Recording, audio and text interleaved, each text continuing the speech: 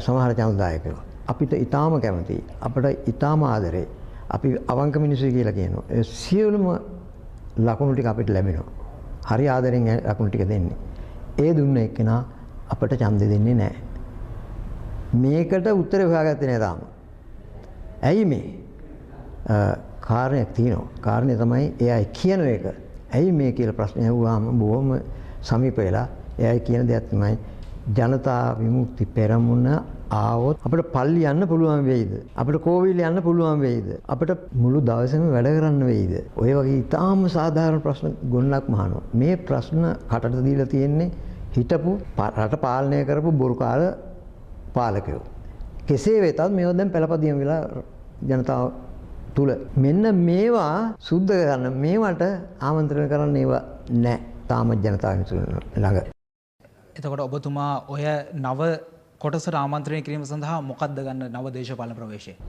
ප්‍රධාන පක්ෂ දෙකට පාලක පක්ෂ දෙකට රැවටිලා හිටපු මිනිස්සු දැන් මේ මොහොතේ කඩා වැටලා තියෙන්නේ. අපට මාවතක් නැහැ කියලා කඩා වැටලා තියෙන්නේ. ඉතින් ඔය ඇයට අපි යන්න නම් ළඟට අපෙන් අහන ප්‍රශ්න ඒ ප්‍රශ්නට අපි ළඟ උත්තර තියෙනවා. අපි එහෙම නෙවෙයි වෙන්න මෙහෙම જાතියක් අපි හික්මිච්ච જાතියක් කියලා. ඒ සඳහා නව දේශපාලන පක්ෂයක් ගොඩනගා ගන්නවද? ඒ සඳහා විවිධ පිරිස ඒකරාශී කර ගන්නවා. පැහැදිලිව දේශපාලන පක්ෂයක් ගොඩනගනවා. මේකට දේශපාලන පක්ෂයක් ඕනේ. මොකද සමාජවාදය කරා යන්න මම කිව්වොත් ජනතාව තුළ එලිපෙලි කරලා දෙන්න සමාජවාදය කරා යන්න පාරක් එලිපෙලි කරලා දෙන්න. මෙන්න මාවත. මෙන්න පක්ෂය. මෙන්න පක්ෂය. ඉදිරි කාලයකදී මෙහෙම වෙන්නත් පුළුවන්. ජනතාව විමුක්ති පෙරමුණයි මේ අපි හදන පක්ෂයයි දෙක එකතෙන් වෙන වෙලාවකුත් එන්න පුළුවන්. මේ දැන් ජනතා විමුක්ති පෙරමුණ එපිරට එන දේශපාලන කණ්ඩායම් ඔබතුමාගේ නව පක්ෂයට එකතු කිරීමක් කරගන්නේ නැද්ද? මම හරි පැහැදිලිව මේ වෙනකොටත් දැන් රටට පොරොන්දු දීලා තිනවා ජනතා විමුක්ති පෙරමුණේ කිසිදු නායකයෙකුට කිසිදු ක්‍රියාකාරයෙකුට කිසිදු හිතවතියකට අපි ගිහිල්ලා කතා කරලා දොරට තට්ටු කරලා කතා කරන්නේ නැහැ. මම ඒ තරමට මම පරාජිකා වෙන්නේ නැහැ. ඒක පරාජිකා වීමක් දේශපාලන වශයෙන්. මොකද මෙතෙක්කල් ජනතා විමුක්තියෙන් පිට උනේ ඇතුලේ ඉඳගෙන ඇතුලේ මොකක්ද අර කියන්නේ අඟේ ඉඳන් කන කනවා කියලා. ඒ කතාව කරපු මිනිස්සු හිටියේ, ඒ වැඩේ කරපු මිනිස්සු හිටියේ, ඒ වැඩේ කරපු කැත මිනිස්සු හිටියේ. ඒක අපි ළඟ නැහැ.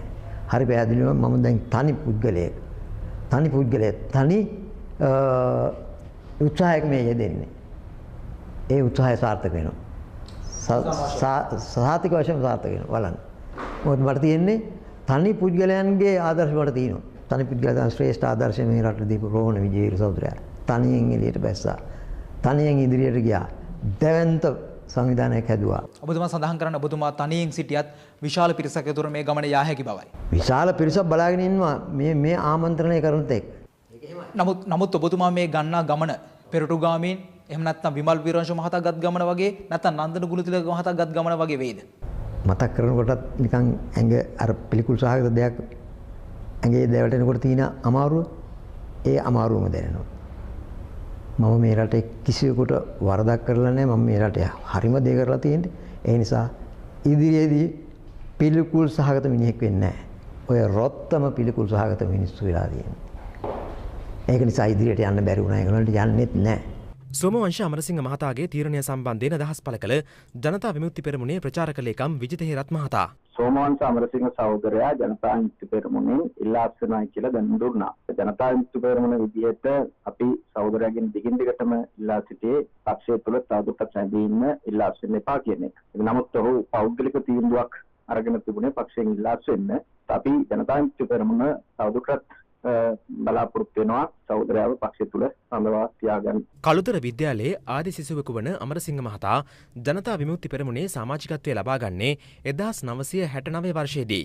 සමාජිකත්වය ලබා ගැනීමෙන් වසර දෙකකට පසුව සිරිමාවෝ බණ්ඩාරනායක මැතිනියගේ රජයට එරෙහිව ජනතා විමුක්ති පෙරමුණ ක්‍රියාත්මක කළ සන්නද්ධ අරගලයටද ඔහු සහභාගී වනවා.